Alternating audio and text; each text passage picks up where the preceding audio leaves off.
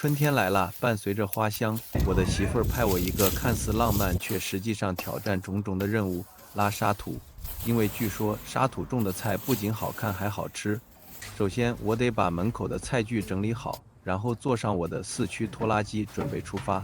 拖拉机对我来说不仅仅是一种交通工具，它还是我心爱的玩具。然而，当我兴致勃勃地给它充气，做好一切准备，充满期待地打火时，它却没电了。原来开春的第一件大事不是拉沙土，而是充电。8小时的充电时间意味着我今天的任务泡汤了。但等等，就在我即将放弃的时候，这电瓶放在这里也没咋用，就没电了。可能是因为我的车用电的地方比较多，气泵打气要用电，就是那个气囊，还有带自卸也要用电，用电量比较大。家里刚好有一个新的锂电池，拿过来试一下。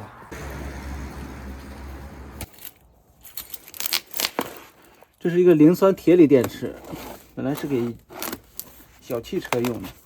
现在我把这个锂电池给它装到农用车上试一下，正好测一下它的耐。这确实轻的很多，锂电池重量方面还是很有优势。同样也是85安的，12.8伏85安的，重量很轻。这个我一个手都有点拎不起来，这个重量就很轻，体积好像稍微能短一点点。我再拆下来比一下。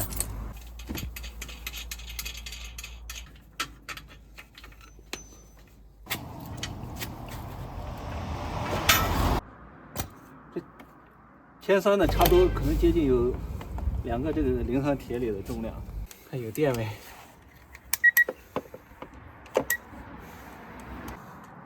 ？13.5伏。现在我们把它先装上去，然后待会儿多打几下，看看效果怎么样。然后还有回来再装一车土，看一下自卸的时候这个上下多升降几回，看它的耐电能力怎么样。那充电柱直径一样吗？还好，一模一样。电池这装好了，我先试一下电量怎么样，能不能一把打着？没有按减压。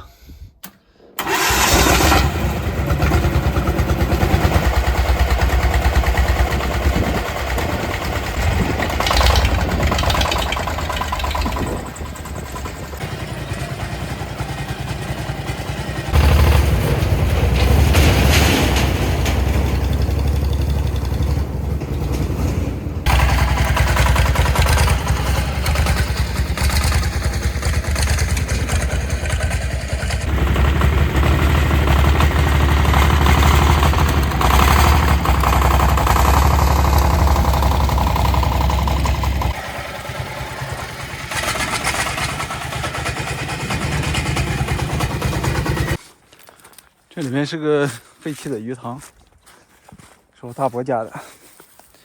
这里面的黑土、黑泥，不知道铲得起来不？可能草太多。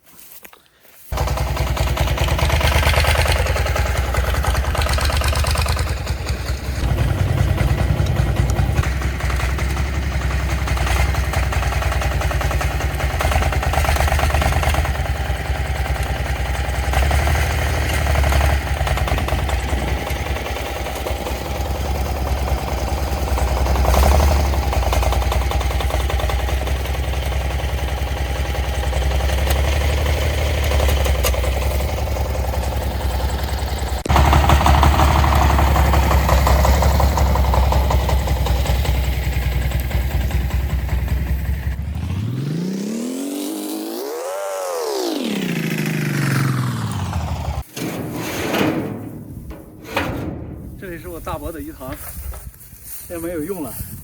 以前这底下都是淤泥，现在铲一下看看还有没有淤泥，装回去直接就可以放到菜地里面去。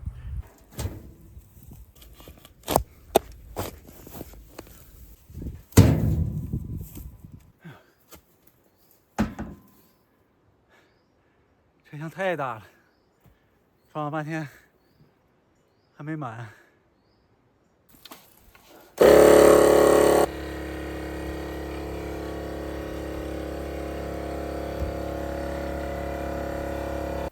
后边气囊稍微有点软，加点气再装一些，我们就出发了。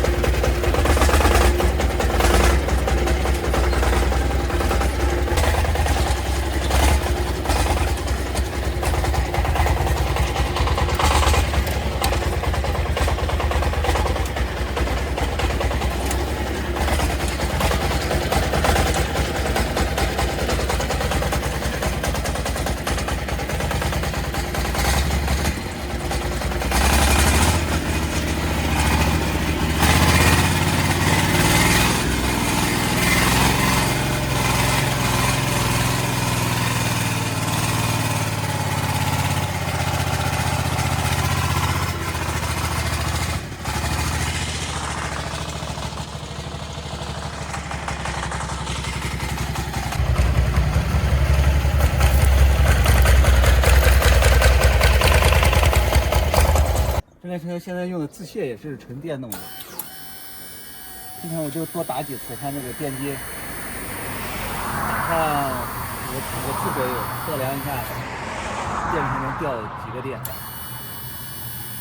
打的时候感觉还是挺有力的。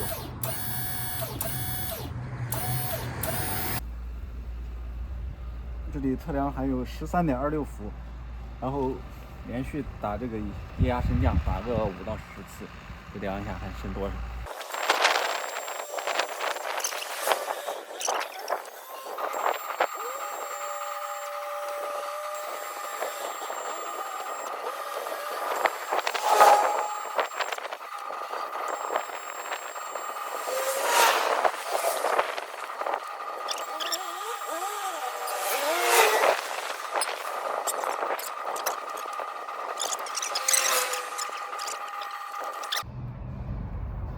纯电量应该还是可以，不错的。今天测试就到这里。这种磷酸铁锂电池价位放在这里，肯定是比那种铅酸电池耐用性各方面要好一些。